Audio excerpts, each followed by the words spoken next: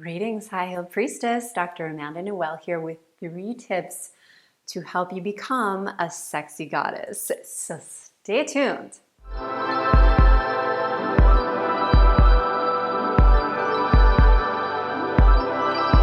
I'm here to help you become the most radiant, joyful, and magical goddess. And it starts with these 3 tips. The first step is to be lovingly selfish. So most women, we were programmed with 17 magazine, or we learned from our mothers or sisters or other girls in school. We competed to climb our way to the top. There was this idea of what was sexy and beautiful. And then it was validated by the men because, that 14-year-old boyfriend chose you over your friend, or he chose your friend over you, and you figured out in the hierarchy who's hotter or what you're supposed to look like, or that was the story anyways. So we've all been competing on some level for love, and that's not what love is. Love is higher vibrational energy. It's a divine source energy, and it's infinite, and there's enough for all of us to share love and for all of it to go around. So when you can love selfishly, and what I mean by that is not to be selfish and to just climb all over people, but to love selfishly allows you to have a sense of self, of what you need and want from the world. And loving selfishly means not settling for less. It means not going after some guy or gal because they look good, they have money, but you're actually folding yourself up into a tiny little pretzel shape just to have them. You're not speaking your mind. You're not expressing your full sexual power, your desires, because you think you might be judged. Being lovingly selfish means doing what you want. Doing what you want within range, not overdoing it in the sense that you might break someone's boundaries, but with clear communication, with asking, with seducing, with permission, you can be selfishly pleasured. An example for me is I used to go to parties trying to be good enough and trying to please people, and I always felt like a little girl because I had a lot of childhood wounds around my social life, and I had a lot of people saying, "Oh, Amanda, you're so skinny, you have a hot little body," and I still get that, and it's flattering, it's nice, don't get me wrong. It's always nice to have something nice told to you, even if it's something you don't care about or something that you used to have an eating disorder about. It still feels nice to have attention. Okay, so I had this attention of being thin, and so I would wear cute little sexy outfits, and I would undereat, and I would go to the gym too much, and it actually was the least sexiest I've ever been.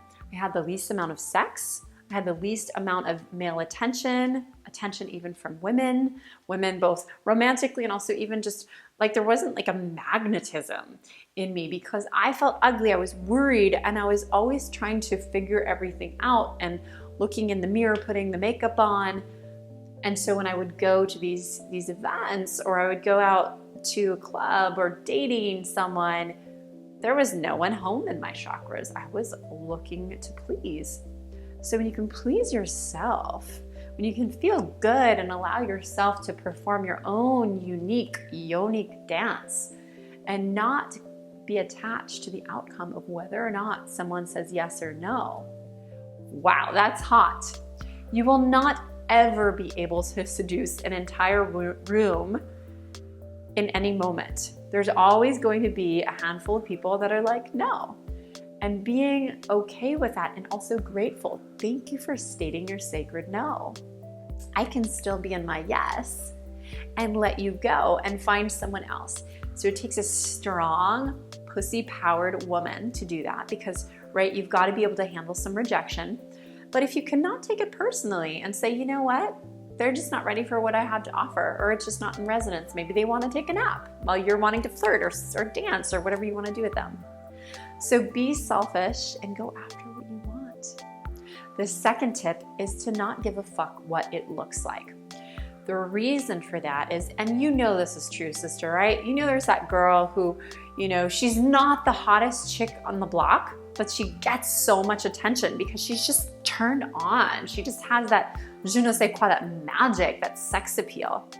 It's because when she was younger, she probably had a lot of attention and was doted upon. And a lot of times, actually, these really hot, popular, sexy women, they had trauma as children, and they've learned to turn that trauma into an attractive force. So it's not necessarily something we want to be jealous of, but we can learn what is it that's just that magnetic quality.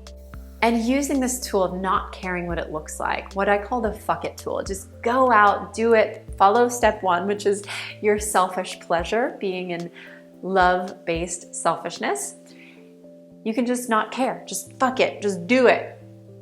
And that will sometimes actually physically look less attractive, but energetically it's so attractive. So there's the girl that has all the outfits, the hair and the makeup and the perfect body, and nobody recognizes her. That was me for a while. And then there's the free woman that just doesn't give a shit, but she's confident. She's in her pussy power. She's speaking from her pleasure. She's following her joy, her bliss. That is truly magnetic. And I'm not just talking about sexual, yes. And it's also attractive to clients. When you're speaking on stage, you're gonna have more signups. When you're doing your videos, people are gonna be attracted to your energy because you don't give a fuck about what anybody thinks. Now, a lot of you, me too, a lot of women have a lot of fear about being judged by others.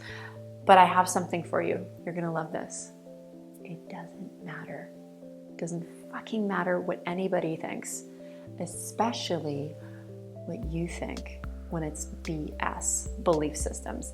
So you might have this silly belief system saying, I'm not good enough, or if I follow my pleasure, people will think I'm stupid. If I, launch the business I really want to do and it's super blissful and magical and a little taboo, then my family's not going to like me. So you have a limiting belief, a BS belief system. If you let that matter, you will be ruled by it. That judgment is going to rule you. And it's not sexy. No, no, no, no, no. When you can just get naked, you can let it all hang out, you can let those armpits stink and just be like, I'm still sexy. When you can have the wild beach hair and it doesn't look fabulous, but you just pretend it does, and you can have mascara smudged down your face.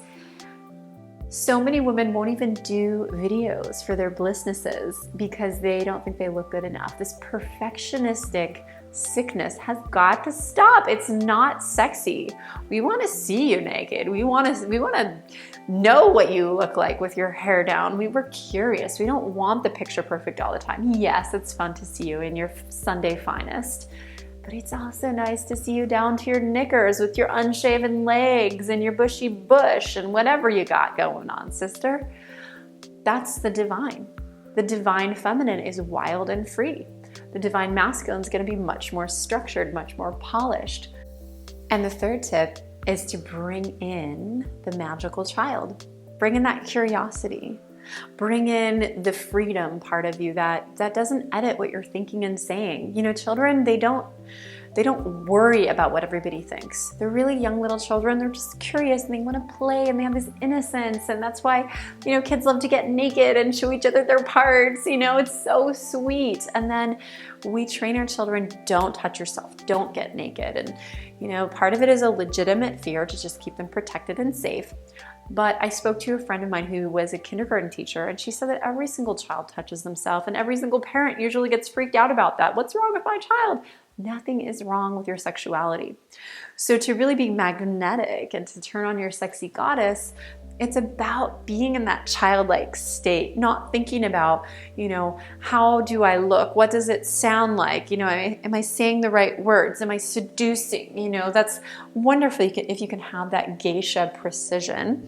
But you want to start with your feeling good flow of the child. The child that puts their fingers in the warm water, or they're grabbing the cookie dough, that yumminess. So just allow yourself to pull in the yumminess, because pleasure generates pleasure. Pleasure is contagious. When you are in your pleasure and you're in your curiosity and you're in your freedom, guess what's going to happen?